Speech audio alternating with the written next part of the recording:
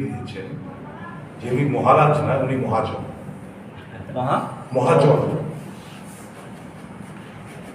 আগে আমরা ছোটবেলা যখন দোকান টোকানে দেখতাম যে মালিক থাকতো মহাজন, মহাজন পেতাম। তো মহাজন ইজ এ মহাজন, মহাজন, গ্রামের কথা। মহাজন। তো is not a Maharaj, is a Mahajan. Why? Why? Because he has completely sold out the Tiprasa people in lieu of what? India, that is known to each and everyone. What I is- did not say. What you say, so we know.